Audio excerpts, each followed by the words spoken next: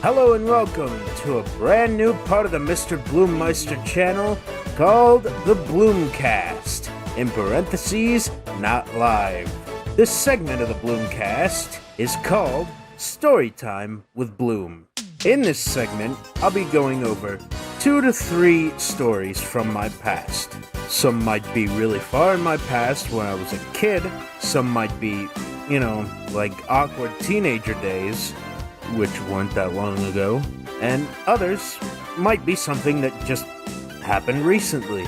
This first story is titled An Irish Little Me. So before I start this story, we all know how cringy we were as kids.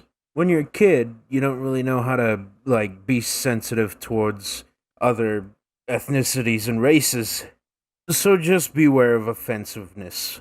Anyways, this was like 5th or 6th grade. The days when you try not to be cringy, but it's just sort of inevitable. We were having a big old St. Patty's Day show in the gym, and so everyone in the school was gonna be there. And my class, amongst 3 or 4 other classes, was tasked with putting on a show.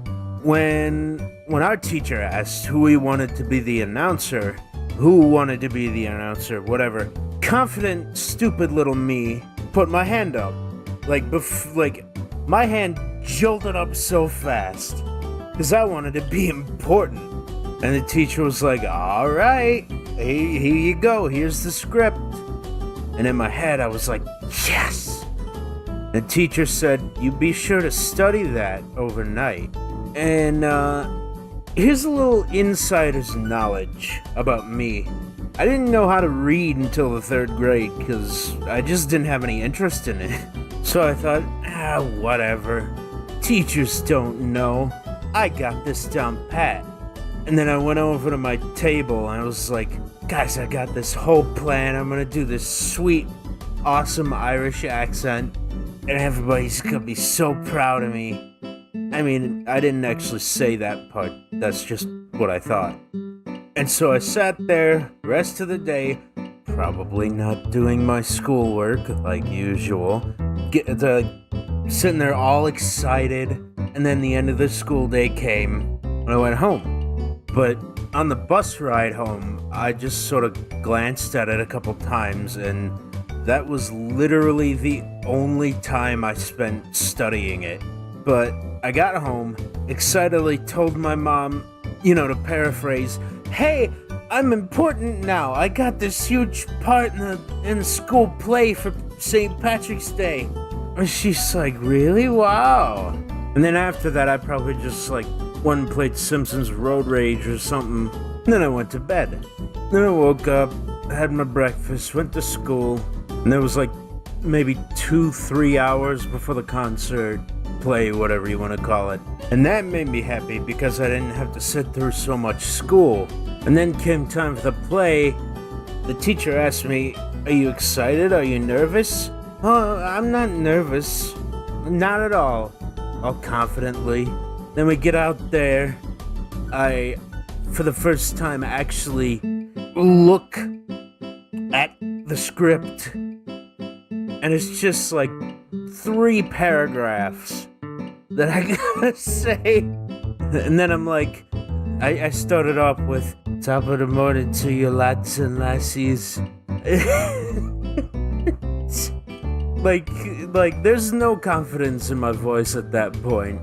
But when I got done with the speech, after several mistakes in the reading, mind you, all in an Irish accent, the crowd was just you know what?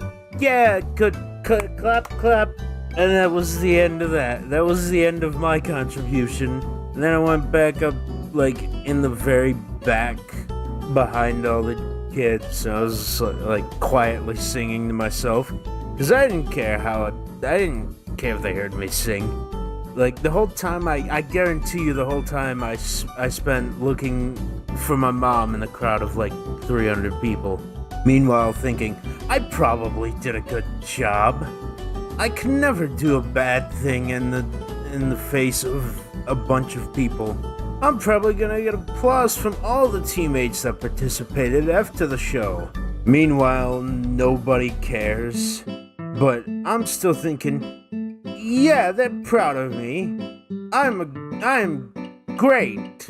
And when it all finished, I just walked out with a pop in my step, all proud of myself that I did that. You know, stepped out in front of 300 people and made a fool of myself. You know, quoting the episode of Friends I saw a few days ago. But the next day at school, I asked my friends, how'd I do? Did you like it? Did you think it was funny? And everyone I asked was just like, yeah, sure. It was funny, not wanting to make fun of me in the middle of class like my kindergarten teacher would have made everyone do. She was a horrible, I struggle to call her a person. But that's another story for another time. But anyways, that's all the time we've been given in our time slot. Be sure to come back next time when we actually do 2 to 3 stories. We sincerely hope you enjoyed your time watching Story Time with Bloom, and hope to see you next time. Take care, everybody.